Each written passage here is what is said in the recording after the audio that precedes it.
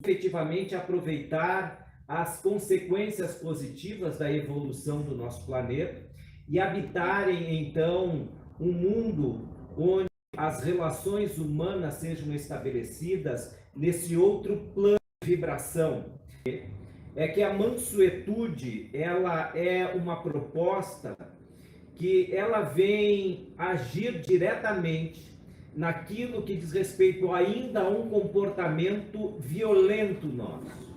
A mansuetude é uma proposta de ação que ela vai se desenvolver em contraposição ainda à nossa violência. Porque não pode uma pessoa ser mansa e ao mesmo tempo agir de forma agressiva. Tentar resolver as suas questões à ponta de faca, da lança, com a briga, com o enfrentamento. A mansuetude, ela respeita a lei de Deus, que é uma lei que tem o seu tempo para resolver as coisas. Se a gente for olhar um pouco da nossa história, a nossa história está eivada de momentos de muita violência, de muita agressão. A história mesmo das religiões é feita sobre capítulos bastante sangrentos. Se estabeleceram determinados conceitos religiosos, determinada hegemonia religiosa, à custa de muita perseguição, à custa de muita intolerância, à custa de muitas vidas. E se nós formos olhar, por exemplo, pegar um capítulo dessa história.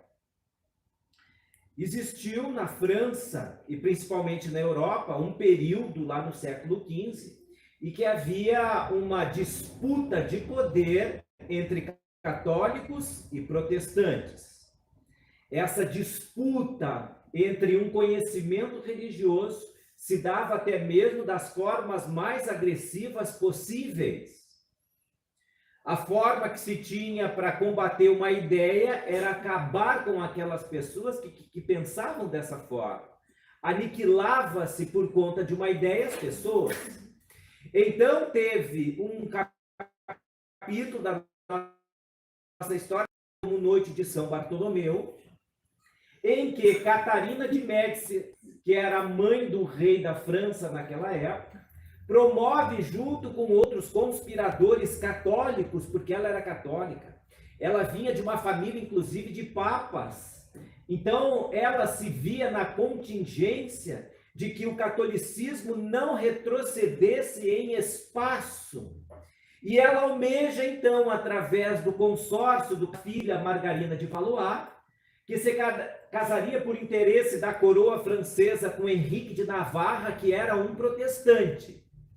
Então, a filha de Catarina de Médici, que era católica, ia casar com um pretendente, com um noivo, que era Henrique de Navarra, que representavam os protestantes.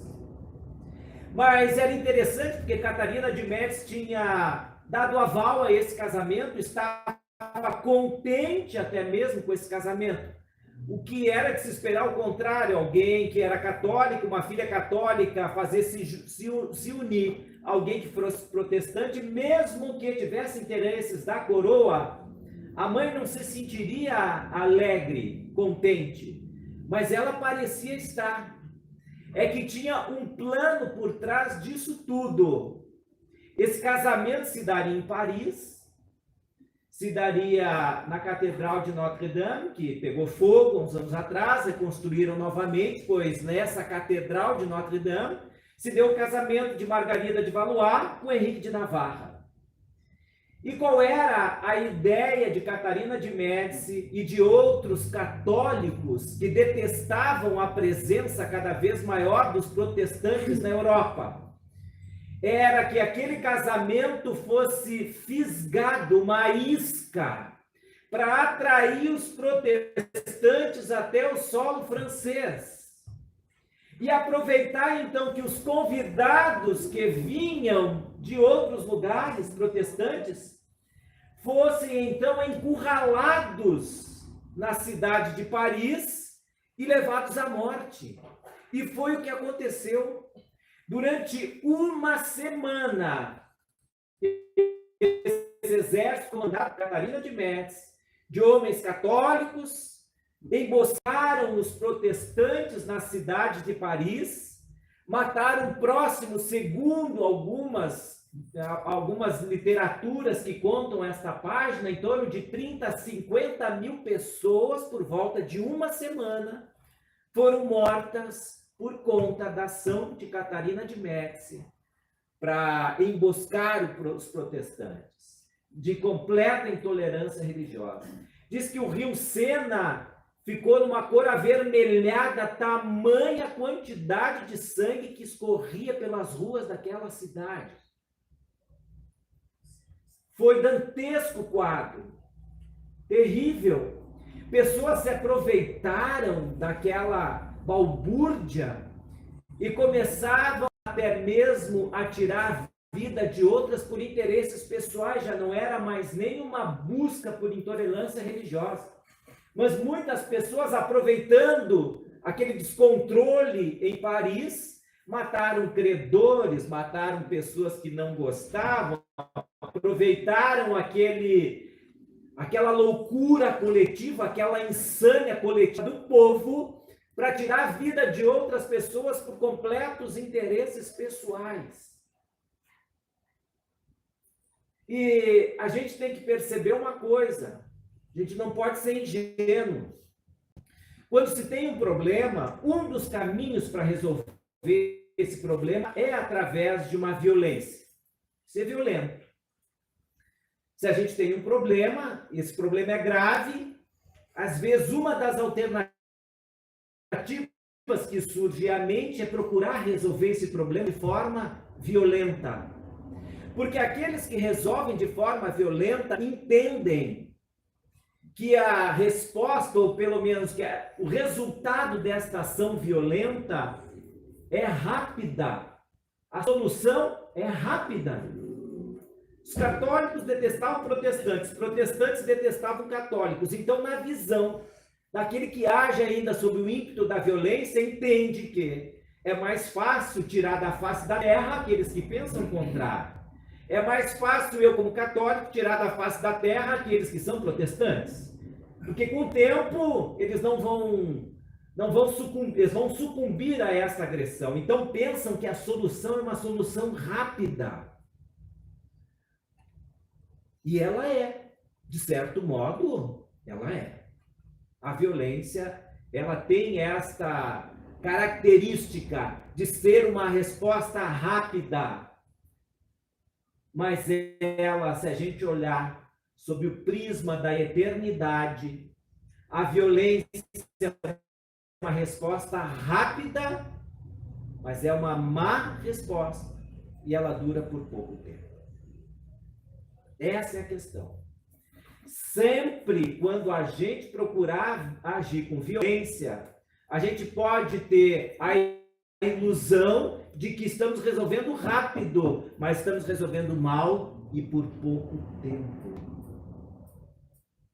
A outra proposta que nós temos é a proposta da mansuetude, da bondade. Quem age com bondade, quem age com mansuetude, tem que entender que essa resposta não é rápida. Ela demora, porque tudo ainda tem um tempo, que é o tempo de Deus para as coisas. E quem age com mansuetude não tenta atropelar o tempo. Não tenta fazer uma história pelas próprias mãos.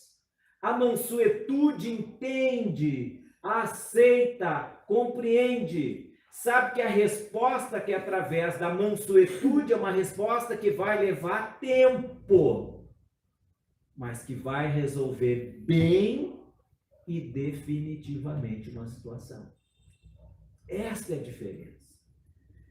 E o mundo que nós almejamos, estamos num período de transição, mas que nós almejamos depois, o mundo regenerado e o mundo feliz, que é o que buscamos, como aurora definitivamente do nosso progresso espiritual, é um mundo onde então a terra serão dos mansos, que entenderão que a gente não pode resolver nenhum tipo de problema à custa de violência, à custa da agressão, à custa de dizimar o outro, de acabar com o outro.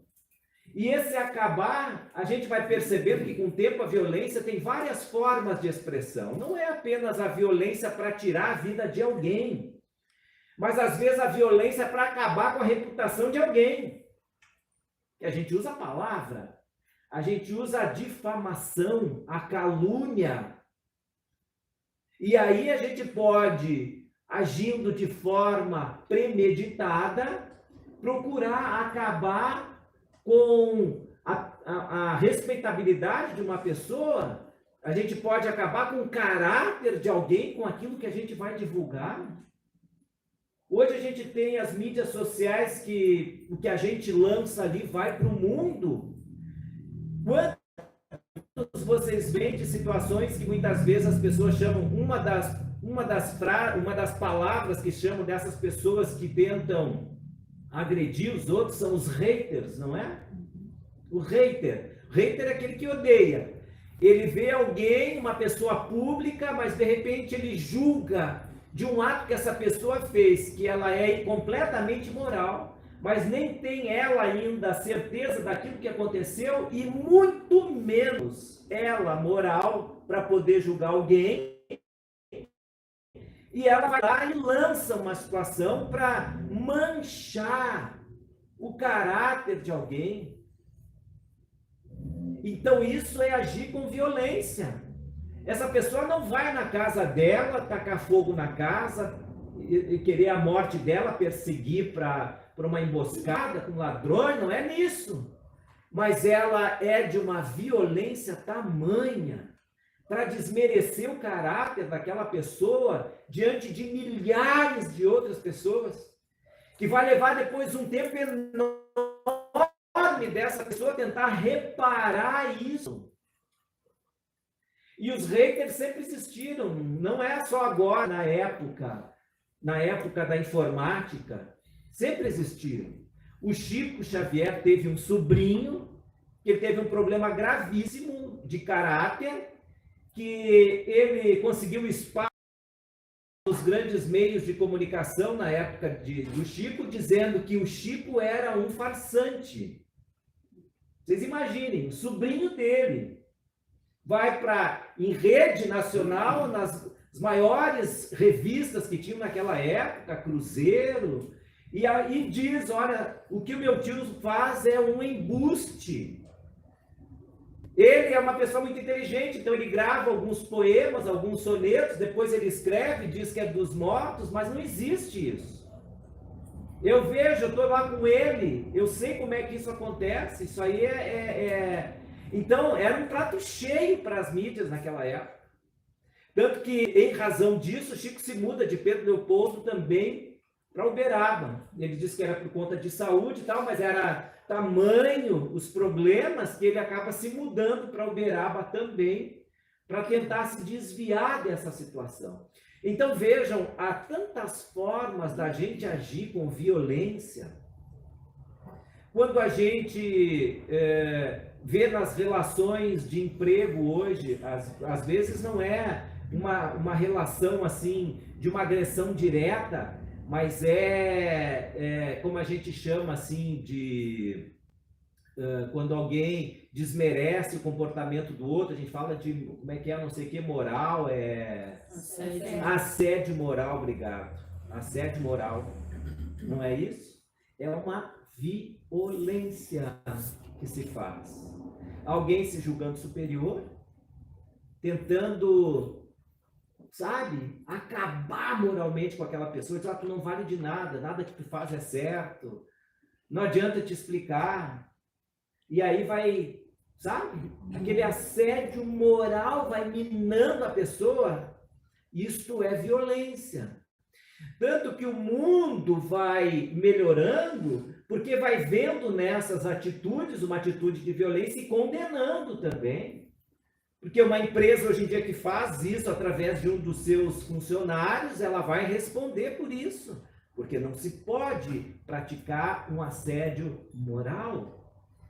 Mas há outras formas de violência que a gente vai praticando ao longo do tempo. Às vezes a gente quer colonizar o pensamento do outro. Isso é uma forma de violência. Exigir que o outro pense igual a mim. Cobrar do outro aquilo que eu entendo que é correto.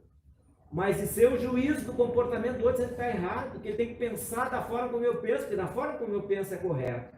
Então eu estou querendo colonizar o pensamento do outro. Isso é uma forma de violência, a colonização do pensamento dos outros, de não dar liberdade das pessoas pensarem. Isso hoje, até a própria neurociência, estudando um pouco das nossas funções, uma das habilidades que nós temos é chamada no cérebro das funções executivas. E fazem parte dessas funções executivas 4 funções básicas. Uma delas diz respeito à nossa habilidade ou flexibilidade cognitiva. O que é a flexibilidade cognitiva que faz parte dessa função executiva da nossa mente? É porque nós precisamos estar abertos para novos conhecimentos. Nós evoluímos porque temos flexibilidade cognitiva, porque a gente aprende alguma coisa com alguém e sabe, então, puxa, mas isso é melhor do que eu fazia antes. Ah, que legal, aprendi. Então eu vou conhecer, eu vou compreender, eu vou aceitar e com o tempo eu transformo com um novo conhecimento. Mas a gente precisa ter sempre essa flexibilidade cognitiva da nossa função executiva neuronal, porque senão, se a gente se torna inflexível, e aí tem pessoas que nascem com algumas disfunções que são inflexíveis do ponto de vista cognitivo, desta função que é importante. E aí aquela pessoa que se fecha. Não, o que eu sei é o certo, é o correto, mas ninguém está certo. Já viram pessoas assim? Quando começam a conversar, só ela tem razão. E ela arruma problema com todo mundo, porque todo mundo tem que pensar igual a ela. E gera conflito, e gera dor, gera sofrimento, gera violência. Isto é uma forma de violência. Porque é mais fácil para aquela pessoa que todos pensem igual a ela, do que ela se moldar uma outra forma de pensar. Então, antes, a gente acabava com os outros cortando a cabeça. Agora, a gente age com esse outro tipo de agressão. Então, fulano é aquilo. A gente rotula a pessoa para que ela fique afastada. Vamos ignorar. E é uma forma de violência. A violência resolve rápido, mas resolve mal e por pouco tempo. Porque qualquer tipo de violência que a gente haja, nós somos responsáveis pelo resultado dessa violência. E é por isso que ela resolve mal e por pouco tempo. Porque a gente vai ter que reparar o dano que a gente fez. É da natureza. Não tem como. Aqueles envolvidos na noite de São Bartolomeu, muitos deles estão até hoje, século XV, reparando os erros daquela época. E não exterminaram com os protestantes. Então aí, e a gente procurando viver de forma harmoniosa. Resolve rápido, mas mal e por pouco tempo. O bem, a mansuetude, resolve bem, demora, mas é para todo sempre depois. Essa é a diferença. Então, se a gente tem alguém que pensa diferente, que age diferente, é da liberdade da pessoa agir assim. Mesmo que talvez não seja mais ao nosso lado, porque às vezes as coisas conflitam. Mas vai com Deus, vou orar por ti e segue. Segue. Nada de violência. Nenhum constrangimento moral para ninguém. Para vizinho, para amigo, para parente, para filho, para ninguém. Nós temos que aprender a agir com mansuetude.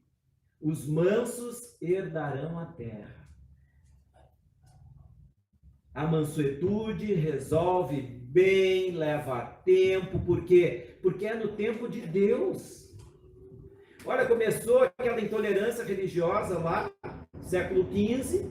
200 anos depois, Voltaire escreveu uma obra sobre o tratado sobre a intolerância, que era sobre isso. Mas para só hoje, no século XX e XXI, a gente ter uma certa harmonia. E aqueles que cortaram cabeças lá atrás estão até hoje envolvidos com isso, com essa responsabilidade. Chico, uma vez, ele também um sobrinho, olha só, ele teve um sobrinho que nasceu, filho do seu irmão André Luiz, que foi o que deu o nome, né, para o espírito que se comunicou através do Chico, porque ele apareceu com o Emmanuel e disse, olha, esse médico, esse doutor vai transmitir algumas obras através da tua mediunidade. E aí o Chico conheceu ele e tal, e perguntou qual era o teu nome. Ele disse, olha, não vou poder dar o meu nome, porque está dando um problema danado aí. Porque Humberto de Campos assinou Humberto de Campos, depois teve todo aquele processo judicial, porque os familiares vivos queriam cobrar o direito de propriedade material do pai, né? E aí não está dando, então aí ele olhou assim, já que esse que está dormindo aí no quarto ao lado, ele disse, esse aqui é meu irmão André Luiz, então tá, põe André Luiz, você André Luiz. Pois ele, o Chico, teve um sobrinho que nasceu em grau de comprometimento extremo, uma debilidade mental enorme, um grau de suporte completo. Ele tinha que ser amparado para todas as tarefas, todas.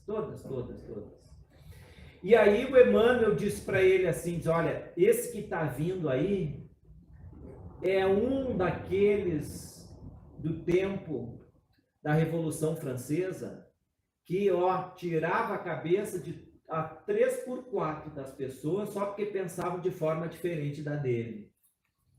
Então, para acabar com as pessoas, porque valia mais as ideias do que as pessoas, ele mandou matar e sentia muito bem tirando a vida dessas pessoas. Agora a espiritualidade coloca ele nesse corpinho, nessa situação aí, para ele poder, contido, reparar um pouco, porque a vontade dele, se tiver liberdade, é continuar tirando cabeça por aí. A agressividade que nós temos. Então, vejam o trabalho que a gente precisa fazer para ir desenvolvendo em nós essa mansuetude, para a gente ampliar os nossos horizontes, do tipo de violência que a gente pratica sem se dar conta, e que são violências também. Difamar alguém através de uma fofoca, né? Fulano, tu não sabe da metade, da missa tu não sabe a metade. E a gente vai lá e fala. Aí o outro não quer ficar para trás, não, mas também sem umas boas dele, aí vai. Imagine se a gente pudesse ver a vibração espiritual disso, né? Essa energia se formando ali e indo em direção àquela pessoa, e a gente vai emitindo aquilo e gastando tempo nisso. É um tipo de violência. Os mansos herdarão a terra. A gente tem que perceber ainda qual o nosso nível de violência que a gente precisa ir trabalhando.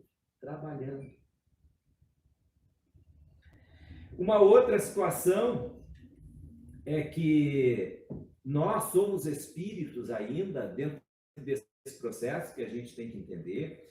E quando a gente folheia lá o livro dos espíritos, vê lá a evolução dos espíritos, na questão 100 fala dos espíritos imperfeitos.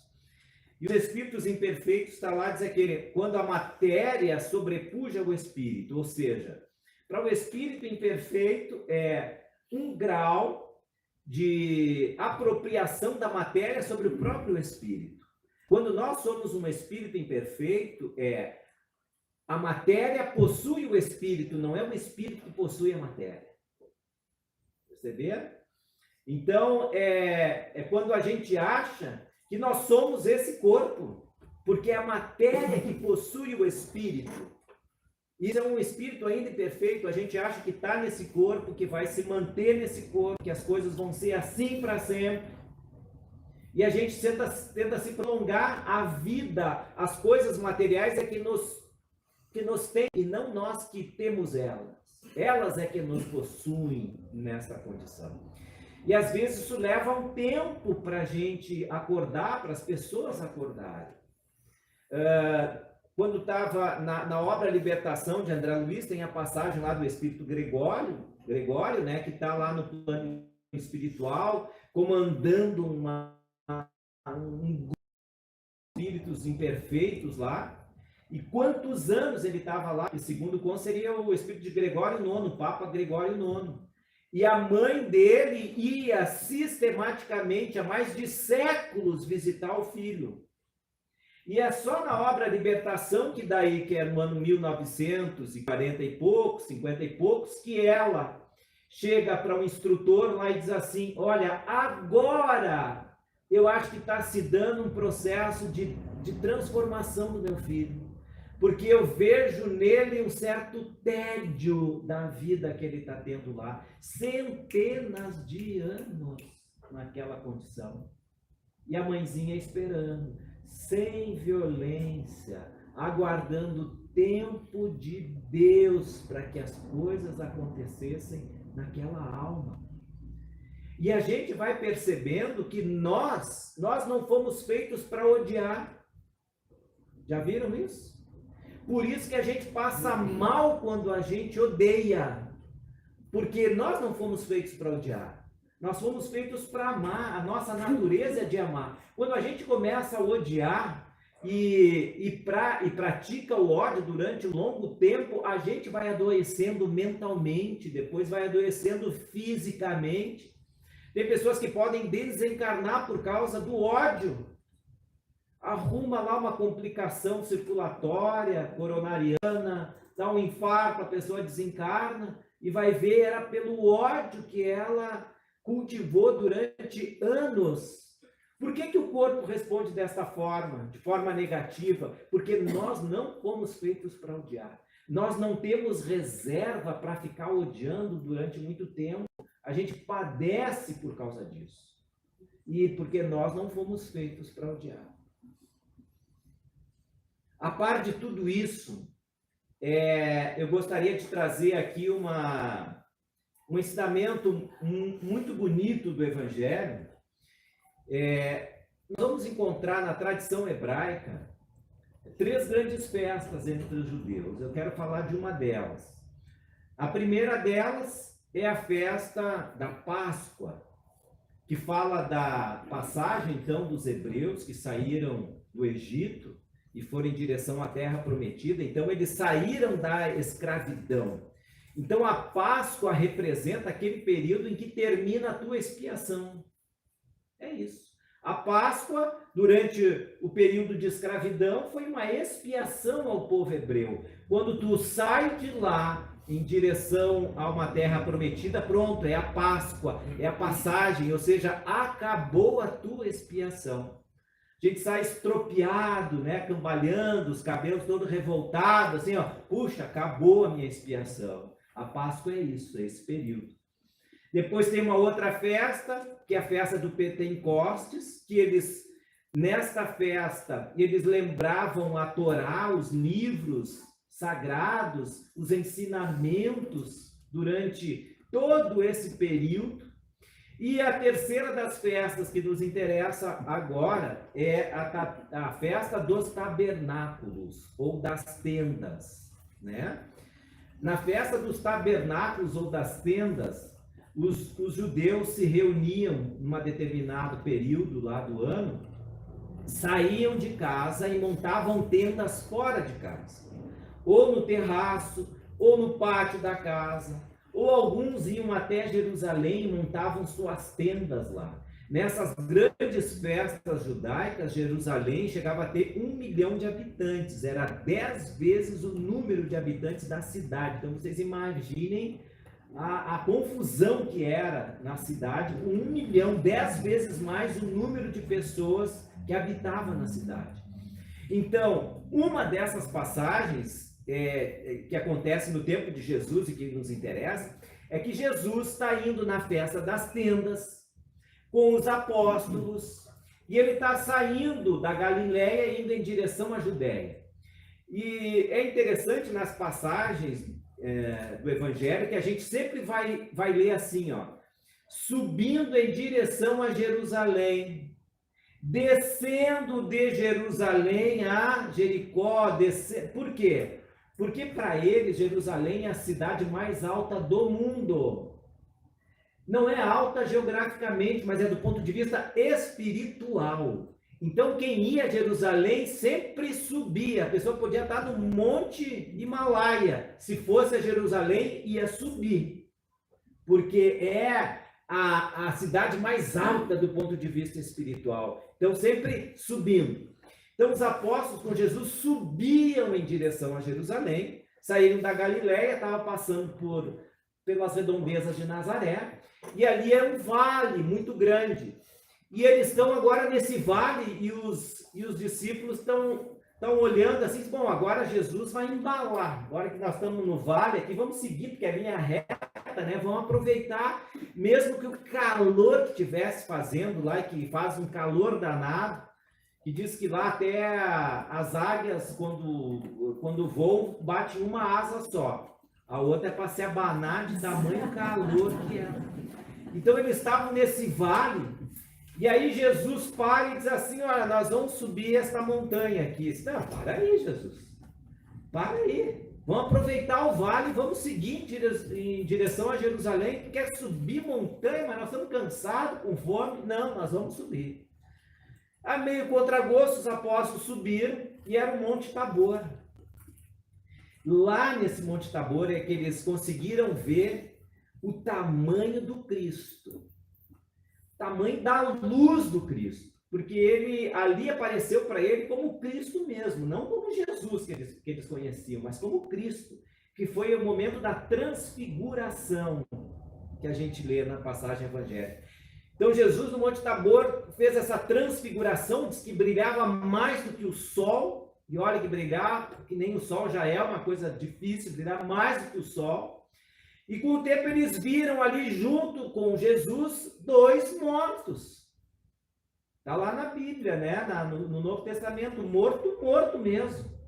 Tá, mas morto aparece, está lá. Estava Moisés, que já estava morto, mais, olha, 1.500 anos morto já. E do outro lado estava Elias. Jesus, Moisés e Elias se transfigurar, a transfiguração do Cristo, depois o aparecimento de Moisés, de Elias. Meu Deus, aí os apóstolos ficaram encantados com aquilo. Tanto que está lá na passagem que Simão Pedro, que era mais descolado deles ali, chegou para Jesus assim, mestre, vendo ali Moisés, Elias, Jesus, mas vamos armar as tendas aqui. Eles iam para a festa das tendas. Vamos armar as tendas aqui mesmo. Imagina, já está no ar, tiveram que subir. Lá em cima é mais fresquinho, lá embaixo está uns 40 graus, aqui uns 20, 22, aquela brisa batendo. Não, vamos armar as tendas aqui, pensaram eles, né? Pegar o nosso pão, um cordeirinho, vamos assar um cordeirinho. Preço do cordeiro lá em Jerusalém, agora está pela hora da morte, um monte de gente lá. E mais esse decreto aí de imposto de importação que fizeram esses aí. Meu Deus, o preço do cordeiro está pela hora da morte. Vamos ficar por aqui mesmo. Vai ser a melhor festa das tendas dos últimos 4 anos da nossa história, tá? Jesus, Moisés e Elias. Vamos ficar aqui, Jesus. Olha, eu confabulei com os outros seguidores aqui, nós até já temos uma programação. Moisés vai fazer a prece para abertura aqui. João vai nos conduzir numa meditação, coisa boa. Depois Elias faz a prece de encerramento. Vai ser uma festa das tendas maravilhosas. O que Jesus diz para Pedro? Olha para eles assim, não, Pedro. Jerusalém. Nós vamos para Jerusalém. O que Jesus está querendo dizer? Bem o que a gente vai trabalhar, que é a ideia é a consciência, conhecimento, versus o evangelho no mundo de transição. que Jesus está dizendo para eles? Está dizendo que não, nós vamos para Jerusalém. Por quê? Porque o evangelho é para ser vivido. O evangelho não é para ficar aqui na brisa, ouvindo teoria sobre o bem, sobre o amor, sobre a verdade.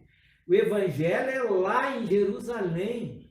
O evangelho é quando a gente montar a nossa barraca lá, tiver a pessoa do lado que está gritando a noite toda, o outro que não sei o que, o outro que puxa e se irrita com não sei o que. Quando tiver essa muvuca toda, aí é que está o evangelho. O evangelho não está aqui em cima, está lá. É isso que Jesus estava dizendo. Então, quando nós estamos reunidos aqui, por exemplo, nesta noite, nós estamos falando sobre alguns ensinamentos que Jesus nos trouxe. Mas evangelho mesmo a gente vai viver quando a gente sair por aquela porta e voltar para casa. Quando a gente chegar em casa, com as pessoas da nossa família, com os nossos vizinhos, com as nossas tarefas de trabalho, com as relações sociais que nós temos na nossa comunidade, com as dificuldades de aceitar determinadas situações. É desta forma que nós vamos viver o evangelho. O evangelho no mundo de transição é isso. É esse evangelho vivo dentro de nós, não é as palavras soltas que estão lá no livro. Porque são coisas diferentes. Uma coisa é o que está no livro, outra coisa é o que a gente está vivendo.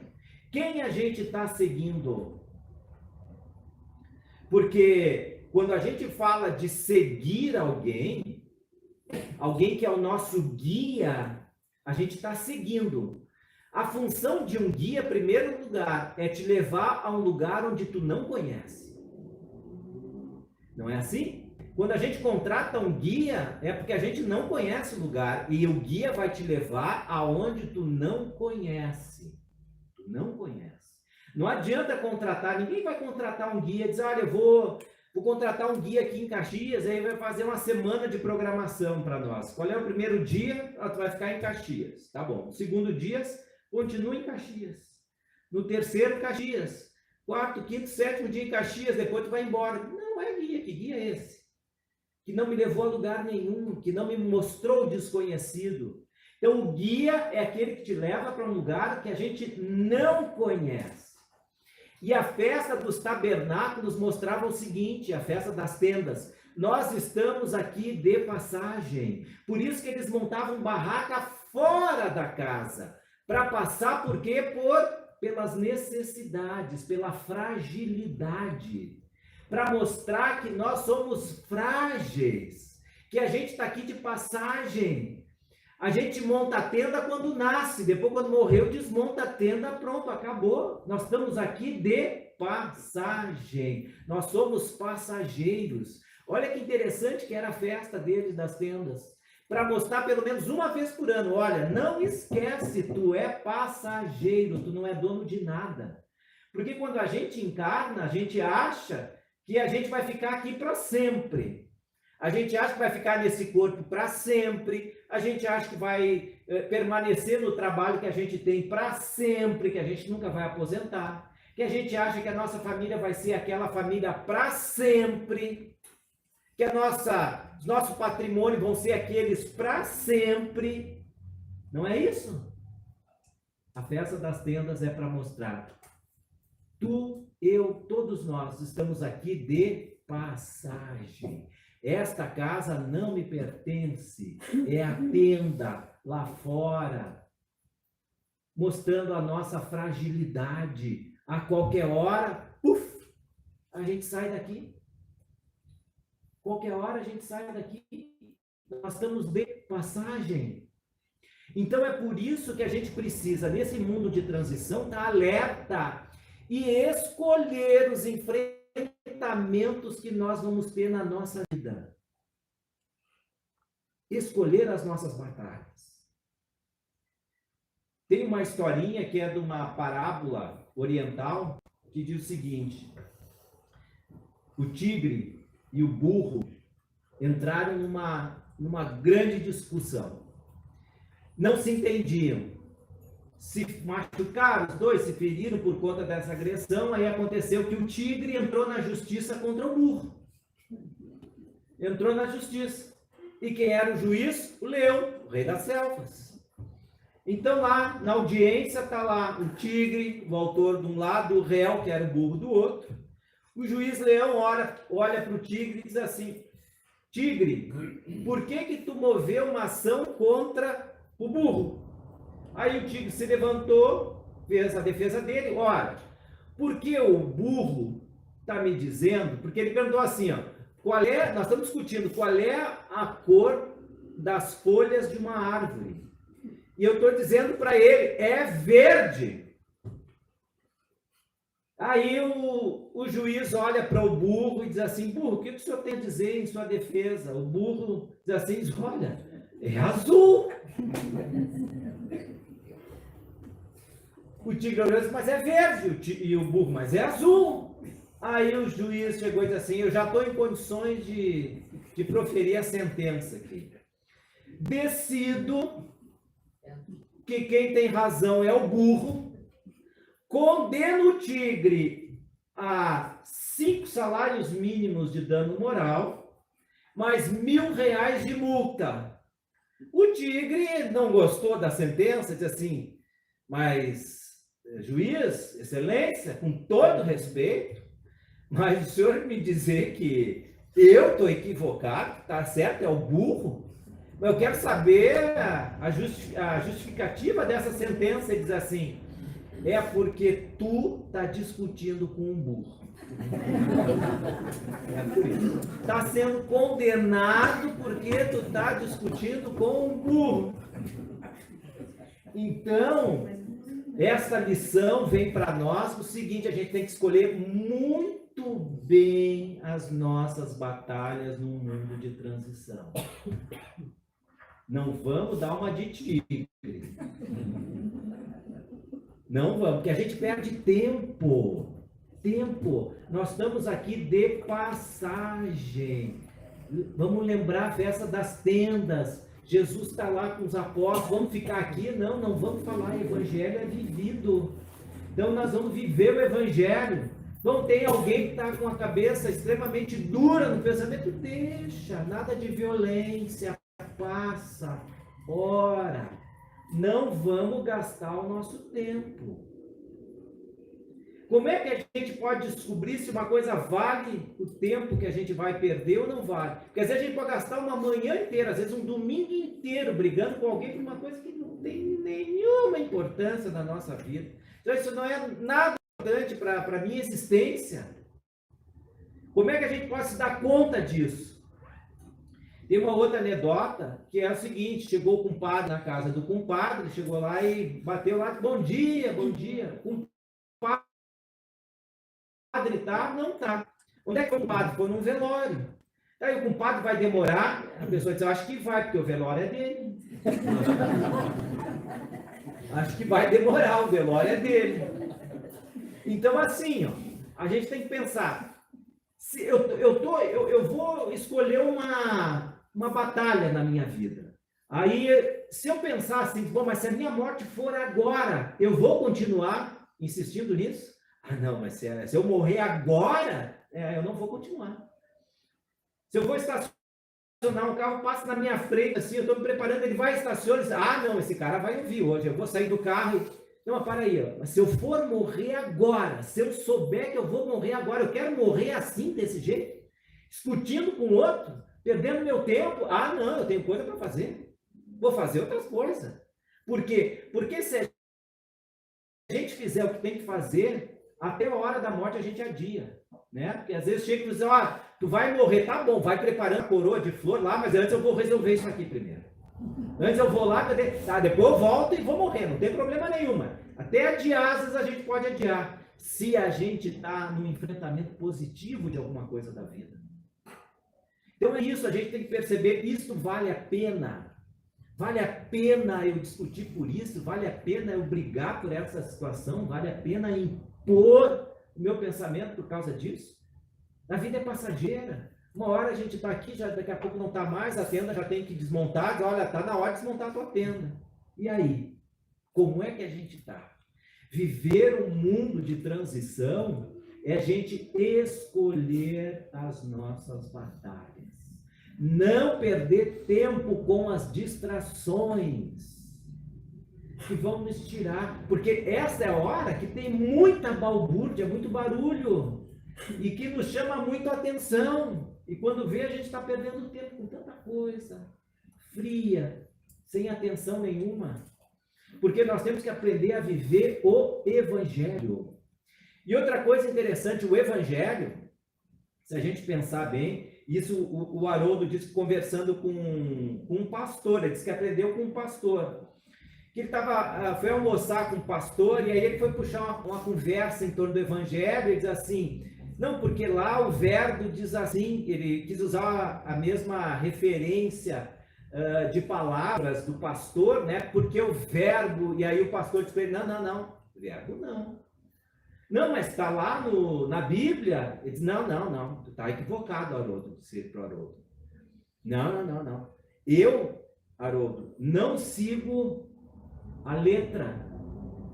Eu sigo Jesus vivo. O Evangelho que a gente fala é o Evangelho vivo de Jesus. Não é o que está lá. O que está lá eu sento, leio, faço as minhas interpretações e tudo mais. Mas quem eu sigo é Jesus, é diferente. Porque se o livro resolvesse as coisas, Deus criava uma tipográfica e ia imprimindo livros. Mas nós estamos falando de tenda, de alguém que está aqui como um peregrino, que precisa de um guia para ser levado para um lugar que nós não conhecemos. Então, quando a gente fala de evangelho, é seguir este guia. Porque veja lá no evangelho, no Novo Testamento, a gente vai ver Jesus andando para lá e para cá o tempo todo, não é? Jesus saía de Jerusalém, foi para Jericó, Jesus saía da Betsaida, foi para Galiléia, Jesus saía daqui, é o tempo todo andando. Por quê? Porque ele é guia. Ele é guia. Nós somos peregrinos. Então, o evangelho é Jesus vivo. A gente tem que seguir Jesus vivo. Porque a gente não tem que ficar discutindo o que está na lei, na escrita. Porque às vezes a gente gasta tanto tempo isso. Não. A interpretação aqui é isso. Não, mas tem mais isso, não sei o quê. Porque se tu pegar lá o livro de Isaías, a gente até pode ficar. Mas o evangelho é vivo. É o dia a dia. É Jesus andando e nos levando muitas vezes para lugar que a gente desconhece e não gostaria de ir. Já perceberam? Que às vezes Jesus nos leva para lugares que a gente não gostaria de ir. Mas a gente precisa ir. Como Jesus disse para Paulo, quando tu entrar nessa cidade, eu vou te mostrar o quanto tu vai padecer em meu nome. Em meu nome. Porque Jesus está fazendo um trabalho muito profundo em cada um de nós.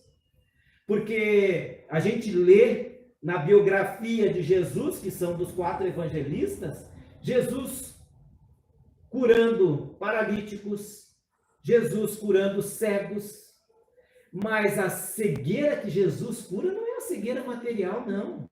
É a nossa cegueira espiritual, que é muito pior que uma cegueira material.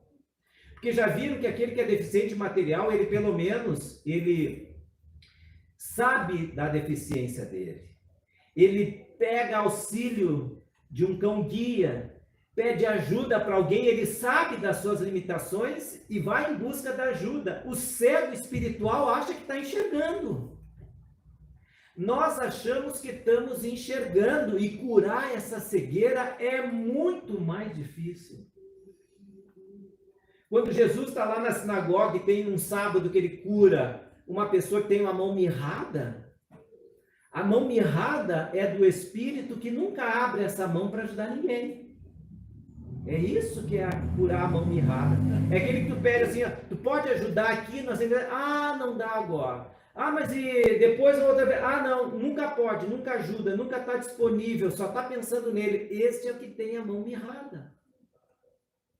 Quantas vezes nós temos a nossa mão mirrada? Quantas vezes a gente padece ainda da cegueira espiritual? E é por isso que Jesus nos guia. E às vezes nos leva a lugares que a gente não quer. Porque às vezes a gente se dá conta que todas as vezes que eu tentei me guiar, eu me dei mal. Não é? Tantas vezes que a gente fez o que quis fazer, usou do nosso livre-arbítrio, estamos aonde ainda? Aqui no mundo de provas e expiações ainda. Porque eu achei que o melhor caminho era o meu, usei da minha liberdade. Estamos aqui. Às vezes a gente até pode pensar assim, meu Deus, me tira meu livre-arbítrio, porque toda vez que eu usei ele, aonde eu me meti, né? Então, Jesus nos guia. E quando a gente tem que passar por alguma coisa, meu Deus, vem na nossa porta, não vai endereço errado não. Bate na nossa porta, tá um embrulho lá com papel bolha para não estragar ainda, né? É o Amazon kármico, né?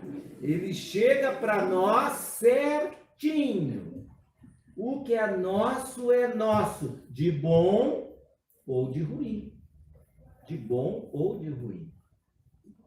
Teve um senhor que era amigo do Chico, trabalhava lá com o Chico, ele era advogado, então ele fazia parte jurídica lá da casa, das obras, para destinar os direitos autorais das obras e tudo mais, então ele cuidava dessa parte jurídica. Em uma ocasião, um irmão dele se envolveu num acidente, e foi grave o acidente, o irmão estava na UTI, e o médico vem e diz assim para ele, olha, a situação dele é muito, mas muito grave. Olha, não estou dourando a pílula não. Ele tem 99,9% de não sair dessa. E o que sobra de probabilidade, se ele sair, ele vai sair sem controle nenhum do corpo dele. O irmão levou um choque. Aí um dia estava lá com o Chico, falou com o Chico, Chico, aconteceu isso, estou meio triste, aconteceu com meu irmão, assim, contou. Aí o Chico, vamos fazer uma prece aqui, ficou com o irmão, fez uma prece, depois tu me dá uns 10 minutinhos?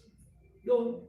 Aí o Chico se recolheu, depois voltou e disse assim, olha, eu pedi ajuda para o Emmanuel, porque alguma coisa não estava batendo nessa tua história. Tu me disse isso, falou que o médico comentou essa situação, mas, sabe, disse, alguma coisa não está certa nessa história, porque eu não, para mim, eu tinha que, o teu irmão não ia passar por essa expiação. Aí eu fui perguntar para o Emmanuel. Eles consultaram lá o fichário que todos nós temos lá, né? Os antecedentes criminais nossos lá, né? O atestado de antecedentes. E aí disseram que não te preocupa, porque esta prova essa expiação não está na conta dele. Ele vai sair de lá. Deu um mês, o homem saiu de lá, está aí hoje, Vivinho da Silva. Bom, Vivinho estão todos nós, até os mortos estão vivos também, né? Também aparece. Mas, ou seja, o que é de bom vem e o que é de mal vem também. É que a gente tem que aproveitar e entender com esse evangelho vivo. Tem uma outra frase que é muito bonita, que é o seguinte: a gente tem que aprender a florescer onde Deus nos planta. Nós temos que aprender a florescer onde Deus nos planta. Porque às vezes a gente está num lugar que a gente não quer estar naquele lugar. Não quer. Mas é ali a nossa prova, o nosso momento. Se a gente puder entender isso, olha, Deus só me planta no lugar onde eu preciso, então eu preciso aprender a florescer naquele lugar. Quantas vezes a gente já passou por algum lugar revoltado, não queria aquilo, de repente sai dali, mais tarde a gente diz, bom, mas se eu tivesse essa prova de novo hoje eu faria diferente. porque eu não aprendi, não aproveitei todo o tempo que eu tive naquele lugar, quando Deus me colocou ali, eu não aprendi, eu me revoltei. E toda a revolta, ela gera para nós esse prejuízo do tempo que a gente dispersou. Porque a gente tem que entender que quem está nos guiando é Jesus. Nós somos peregrinos, a gente precisa de um guia. Nós estamos perdidos. Vamos confiar nesse guia, ele vai nos levar pelo melhor caminho. Lá adiante a gente vai dizer, poxa, foi importante ter passado por ali. Tu me guiaste pelo melhor caminho. E agora me deste a oportunidade de aproveitar essa parada, esse descanso. Então, essas são as reflexões nossas, do conhecimento que a gente tem diante do Evangelho nesse período do mundo de transição. Mansuetude, cuidar da nossa violência, sabermos que nós estamos aqui de passagem, e por estarmos de passagem, a qualquer momento a gente pode desaparecer, não podemos dar uma de tigre, não é? Então não vale a pena escolher as nossas batalhas, entender que Jesus é o nosso guia, está nos levando para um lugar que a gente não conhece, mas é o melhor lugar para nós, e aprendermos a florescer então aonde Deus nos plantou. Com isso, a gente sempre ter esperança, em qualquer momento, em qualquer situação. E eu quero encerrar uns versos de Maria Dolores sobre a esperança, é a cantiga da esperança. E com isso a gente vai encerrando aqui a nossa participação, agradecendo o carinho, a atenção de todos, as boas vibrações que nós sentimos nesse momento, que todos nós cultivamos. Fizemos certamente muitas e muitas reflexões que vão nos ajudar aos nossos enfrentamentos diários, né? Vamos agradecer a Deus por isso, por essa consciência desperta, a fim de que a gente possa reunir forças para viver o Evangelho. O Evangelho é no nosso dia a dia. Esse que é o Jesus que a gente segue. O Jesus que a gente segue. E não percamos a esperança. Então, para encerrar, diz assim Maria Dolores: alma querida, por mais que o mundo te atormente a fé simples e boa, por mais te lance gelo na alma crente, na sombra que atraiçoa, a alma sincera escuta. Sofre, tolera, aprende, aperfeiçoa, porque de esfera a esfera ninguém consegue a palma da vitória sem apoio na luta. Espera, que a esperança é a luz do mundo, oculta a maravilha, que em toda parte se revela e brilha para a glória do amor. À noite espera o dia, a flor, o fruto, o espinho, a rosa, o mármore, o buril. O próprio solo bruto espera o lavrador armado de atenção, arado e zelo. O verme espera o sol para aquecê-lo. A fonte amiga que se desentranha do coração da pedra da montanha, enquanto serve e passa e se incorpora aos encargos do rio que a devora, e espera descansar quando chega escondida a paz do grande dia que há no seio do mar. Seja o que for, que venhas a sofrer, abra o lema regenerador do perdão por dever. Leva pacientemente o fardo que te leva entre o rugir do vento e o praguejar da treva. Abençoe em caminhos os açoites das angústias em torvo redemoinho. Onde não passas, ou passas, coração querido, segue sem parar, amando, restaurando, redimindo, edificando em suma. Não te revoltes contra coisa alguma.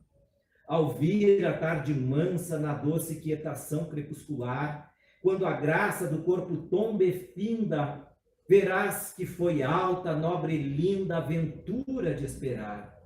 E enquanto a noite avança, para dar-te as visões de uma alvorada nova, nas asas da esperança bendirás a amargura, a dor e a prova, agradecendo à terra a bênção de entendê-las e subirás. Subirás para o ninho da luz nas estâncias da paz, que te aguarda tecido em radiações de estrelas.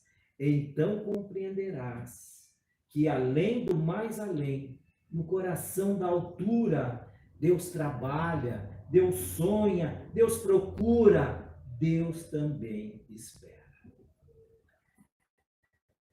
Muito obrigado, então, amigos queridos.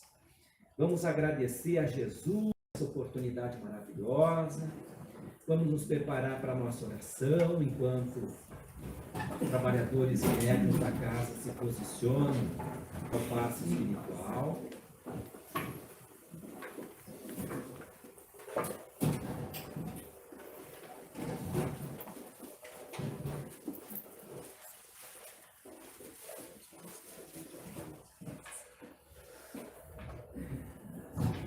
Então, querido Jesus, envolvidos nesta noite, nestas vibrações de paz, cantando aos nossos corações, entoando as liras que mostram os acordes de um novo amanhã, a fim de que nós, conhecedores ainda das nossas lutas, das nossas batalhas, das nossas dificuldades interiores, possamos confiar o nosso dia a dia à tua boa ciência, a teu amor incondicional a todos nós, sabendo que ainda, do tanto que temos a aprender, contamos com a tua bondade, com o teu carinho. Muitas vezes, Senhor, nestas paragens de lutas, encontramos amigos sinceros que nos abrem os braços e nos são refrigério.